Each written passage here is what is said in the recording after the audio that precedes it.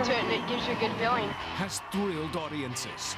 The metal's deep. You can get stuff out of it. It just makes you feel like kick ass. The way they dress, the leather. And changed the face of music forever. Will you welcome back to the stage the heavy metal kings of England, Spinal Tap.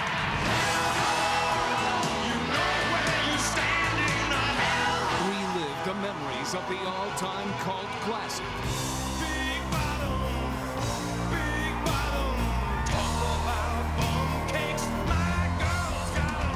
If you can see, Yeah.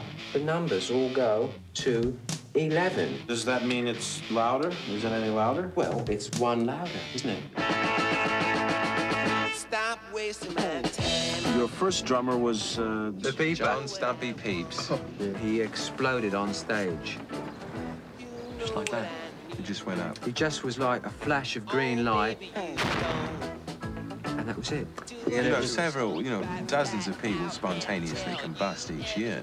Give me some money. There's some problems here. I don't even know where to start. All right, look, this miniature bread, it's like I've been working with this now for about half an hour. Do you have any artificial plates or limbs?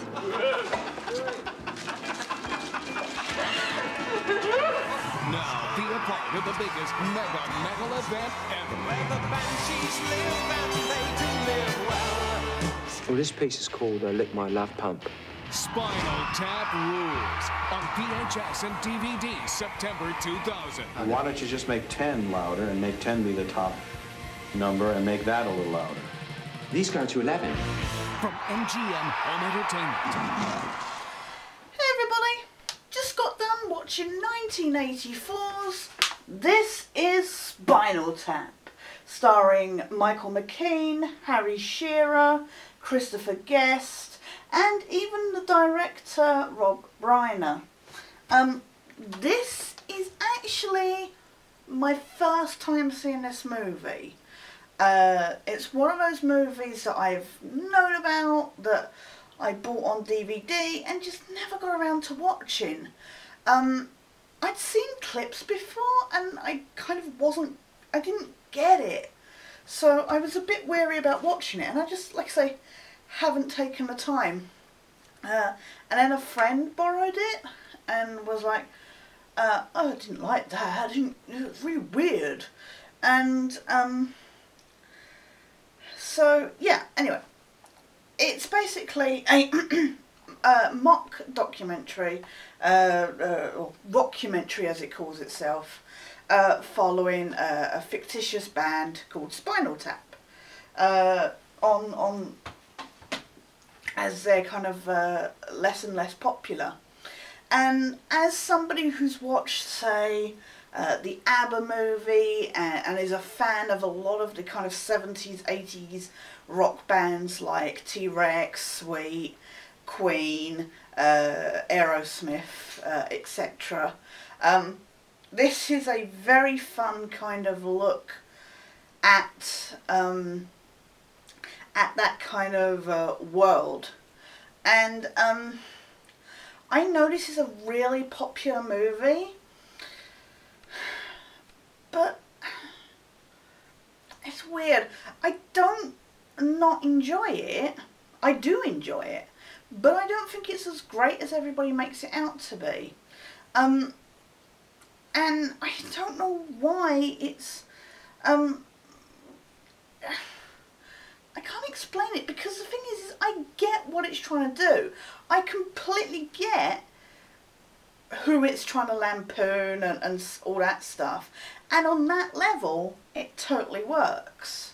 But I think you have to get it, if that makes sense. And thankfully I do, but I think you have to be a particular type of audience to enjoy this movie. So, it makes it very difficult for me to go, I recommend this, because I do think you have to get where it's coming from. And if you, unfortunately, a lot of movies since have tried to recreate what this did in its time.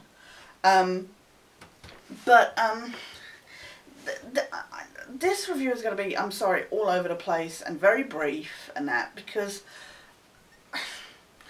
I just don't know what to say about this movie, because it is a mockumentary. I mean, I chuckled at a few parts. I found it fun to watch, and I mean, it's only like an hour and 15, hour and 20 minutes long. So we're not talking about a long movie. It knows how long it needs to be. I think any shorter would not be enough. Any longer would be too much. So it is in that butter zone of the right length. But I don't know if, considering how well received this is, clearly it is, clearly my view on the fact that you have to have some basis of where it's coming from is clearly wrong. So already my expertise is out the window. I think my problem is I am coming from somebody who, like I say, has seen a lot of these old 70s, 80s, documentaries where they follow the bands around and stuff like that. So immediately I've got that base to take it from.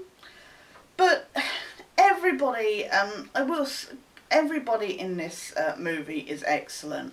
I mean, I've always enjoyed watching Michael McKean in stuff, but I tell you, if I had seen him in this before everything else, I would have believed he was British, because seriously, his accent in this is amazing. Christopher Guest and Harry Shearer. Now, Harry Shearer doesn't really have much of a role in this. And I know he's kind of, I mean, it's fascinating to know that these guys have gone on after the movie to do some performances and a couple of albums, etc. I mean, even on The Simpsons, which Harry Shearer is a big voice actor on for characters like Principal Skinner, Mr. Burns, Smithers, etc. But it seems bizarre. I mean, even on The Simpsons, they did do like an episode where Spinal Tap reappear. It just makes me sad that Harry Shearer really doesn't have more of a role in this, because any time he talks, it's brief and I guess that's kind of the character. Derek, who he plays, is this very kind of just a follower who just carries on with everything. But no, I like that each character, I mean, it totally lampoons like the whole John Lennon, Yoko Ono kind of relationship, where she becomes this woman becomes the boss and bosses everybody around, and then Christopher Guest's Nigel doesn't like it and he leaves, and the whole, like, that kind of anarchic behaviour within the group. But I enjoy this movie, I just don't think it's great. And that's the annoying thing, is that I don't know how to properly describe my feelings about it. I mean, obviously it is the whole phrase about turning stuff up to 11 is famous from coming from this. And the whole description about the amplifiers with 11 on is hilarious. Like I say, I enjoy it. There are a few bits that make me laugh, but I don't think it's laugh out loud. I think if I watch it again, I will probably enjoy it a lot more. I can imagine this being something that I will enjoy a lot more the second time around.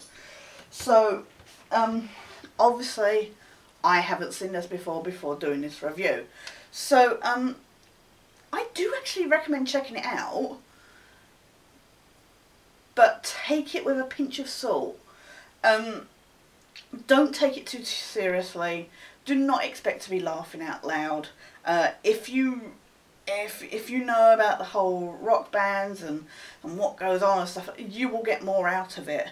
But I do at least give it a check it out. I can't give it a mark because it's one of those odds kind of, because, like I say, it is more of a documentary, so, but it's a fictional one, so it's like, but yeah, no, do check out at least, if you get the chance, and if rock's your kind of music, etc., check out 1984's Spinal Tap. And I am really, really sorry this review has been really bad. It's stuff like this that I was worried about when I started this series, and unfortunately we've kind of stumbled upon one that I know very little about, which I really don't know how to comment on, etc. And it's kind of thrown me for a loop. But we will be back tomorrow. I don't know what with, so I'm treading that. But we'll be back tomorrow. But for now, this is Sketch, signing out.